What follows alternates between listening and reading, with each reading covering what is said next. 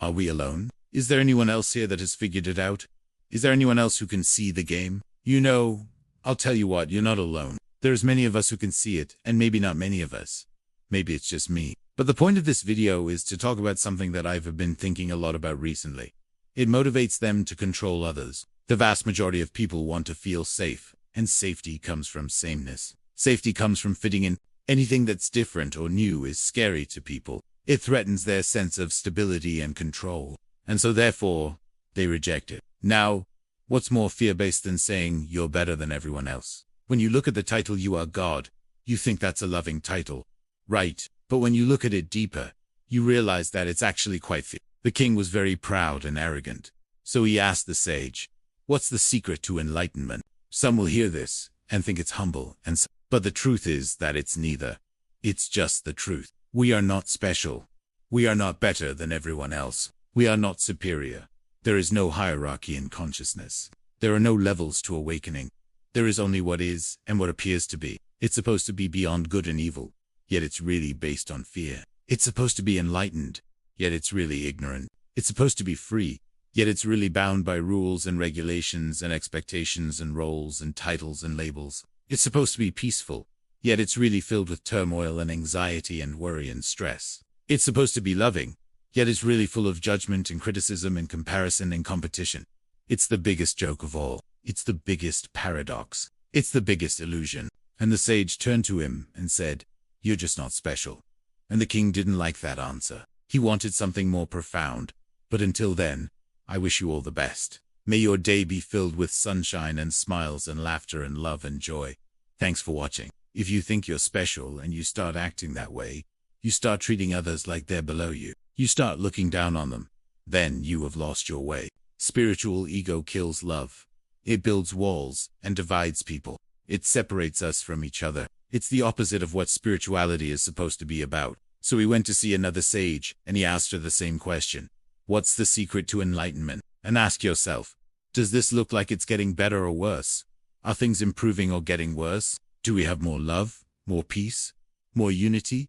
Or do we have more war, more hate, more division? The spiritual ego destroys the possibility of oneness. It makes us think that we are one with our limited self, rather than one with everything.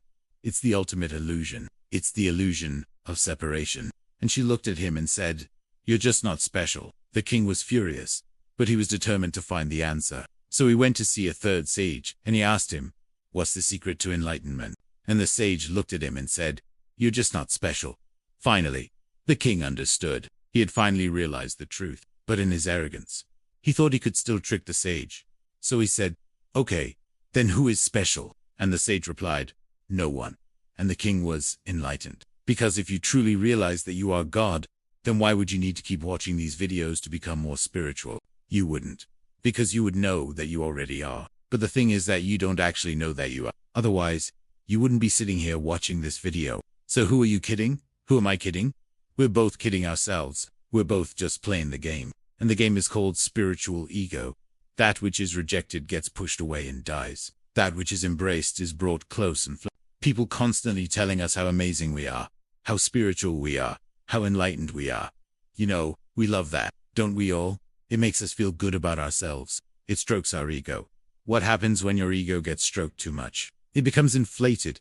I mean, we talk about it all the time. It's been discussed in the spiritual community for decades. They spend hours with me every day.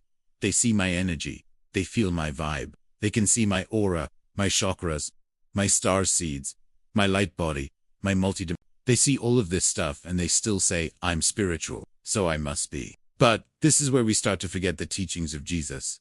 He said, "Do not call anyone your father on earth, for you have one Father, the one in heaven. Do not call yourselves after a prophet, for no one knows the future. No one can stop the future from happening. No one can know the future." Yet many in the spiritual community completely disregard these teachings and call themselves things like spiritual master.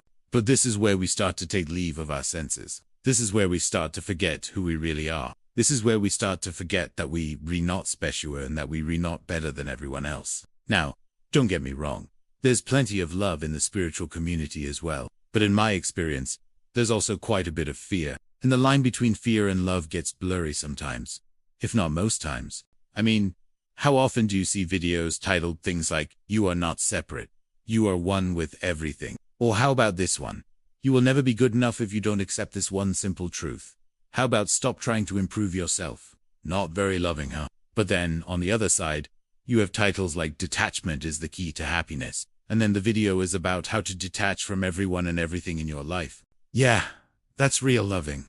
Right, detaching from your family, friends, loved ones, because that will definitely make you happy. I think he means detaching from the 3D, but that doesn't make it any less fit. And that is this idea that people think they're awake, when really they're just ego. They think that they're evolved when really they're not. So let's talk about the spiritual ego, because it's alive and well, and it is growing. And it's even found its way into the highest places of power in our society. There are only two vibrations: fear and love. Fear creates all of the negative emotions like anger, resentment, jealousy, shame, guilt, etc. Love creates all of the positive emotions like compassion, empathy, kindness, generosity, acceptance, forgiveness, patience, etc.